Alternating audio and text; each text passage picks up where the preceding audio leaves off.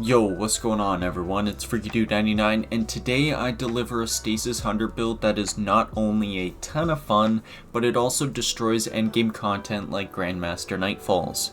This time we will be using the exotic Radiant Dance machines for some crazy amount of dodges along with the brand new exotic Wicked Implement. This build goes really hard with the survivability along with the damage you can output, and it really shows off just how strong Stasis is despite all its faults.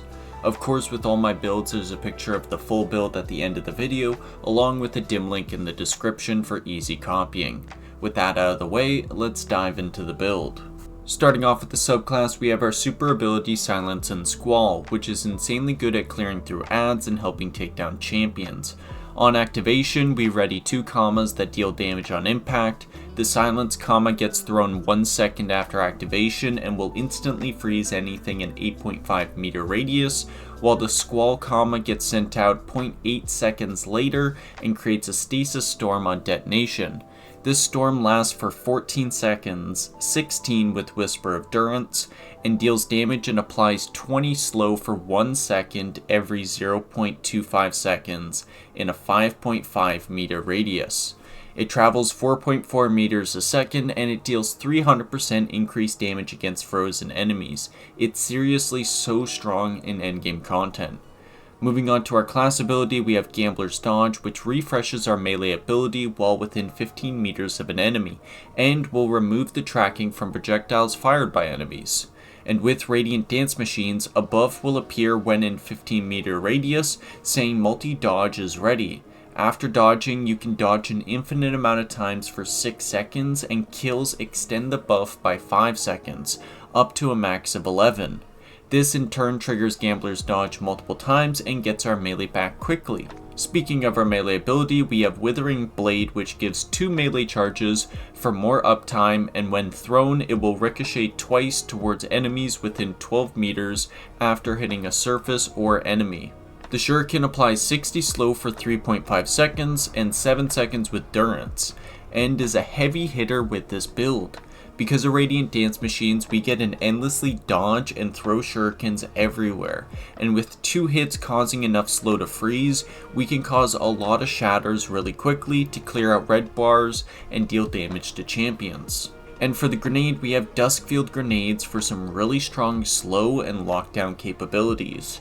On impact, it detonates applying 20 slow for 2 seconds, 4 with Durance, and creates a slowing field for 7 seconds, 9 with Durance. This field deals damage and applies 10 slow for 2 seconds, 4 with Durance every 0.35 seconds. The speed of the slow is fast enough to stun lock any champion, but there are occasions where a barrier can break through it. And with 2 kickstart grenade mods, we get our grenade back fast and we can use it as much as possible for the crowd control. Moving to our first aspect, we have Grim Harvest, which gives 3 fragment slots and makes stasis shards spawn from stasis debuff targets on kill. Rank and files spawn a small shard which gives 10% melee energy, and elites, mini-bosses, and bosses spawn large shards which give 50% melee energy. And for our second aspect, we have Touch of Winter, which enhances our Duskfield grenades so they have an increased radius and create a small crystal on impact. That small crystal of impact works with Whisper Chains, which means we get the damage resist while near it. And heading on to our fragments, we first have Whisper of Rhyme, making stasis shards heal us, and if at full health, provide an overshield. It can save us in some tricky situations and helps us be able to dive in and be surrounded while still surviving. Next, we have Whisper of Refraction. Enemy takedowns affected by stasis effects grant dodge energy based on enemy rank, with Tier 1 giving 9% and Tier 4 giving 30%.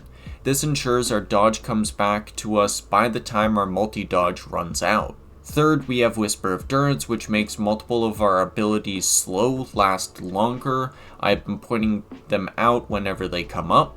We also have Whisper of Chains, which gives 40% damage resist while within 10 meters of a frozen enemy or friendly crystal, so the crystal from our Duskfield grenade plus all the enemies we dodge next to and freeze all help us survive better.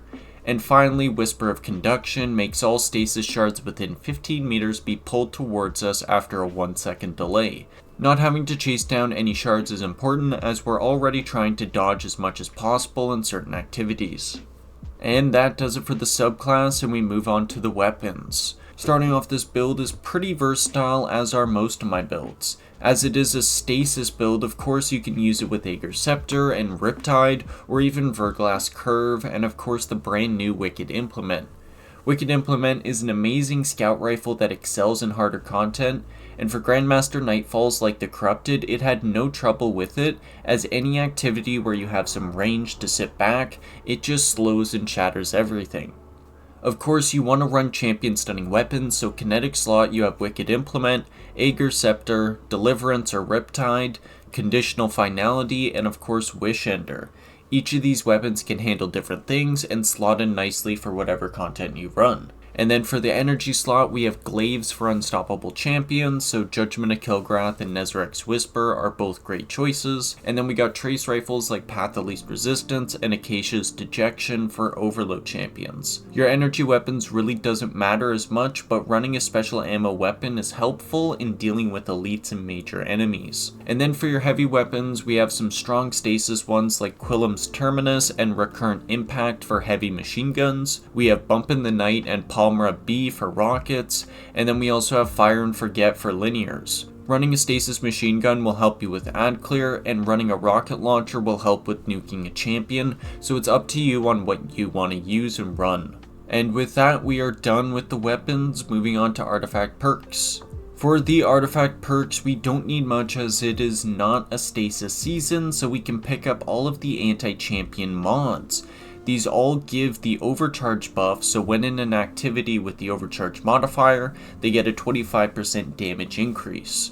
We can also grab all of the authorized mods for cheaper mods when we're running certain things, and then we can also grab deeper origins, so weapons from Season of the Deep, Lightfall, Root of Nightmares, and Season of Defiance all have their origin traits enhanced.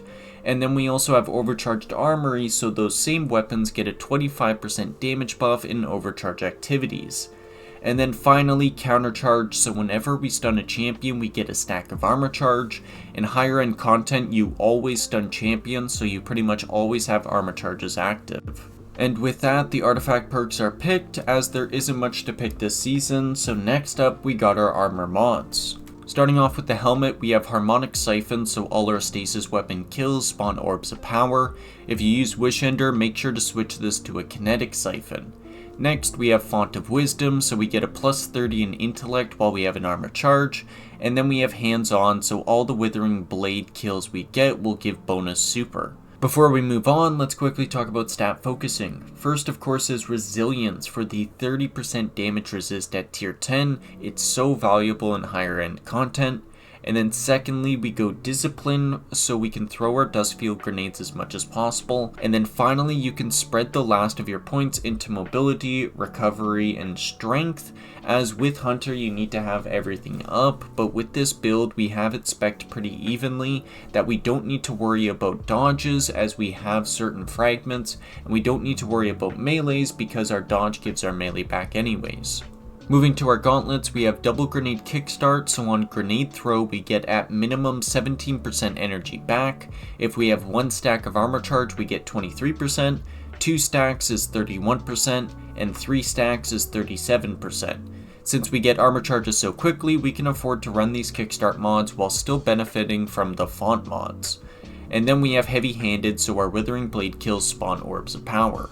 Over to the chest piece, we of course run 2 resist mods to match the activity's threat modifier. So if it's an arc threat, we have double arc resist, and then we do a concussive dampener or some other type of resist mod that's different from our double. The double gives a 25% damage resist and the single gives a 15% damage resist. Down to the legs, we have our exotic Radiant Dance machines, which has the perk The Dance. While within 15 meters of an enemy, multi-dodge ready appears on the buff list. After dodging, you can dodge unlimited times for 6 seconds.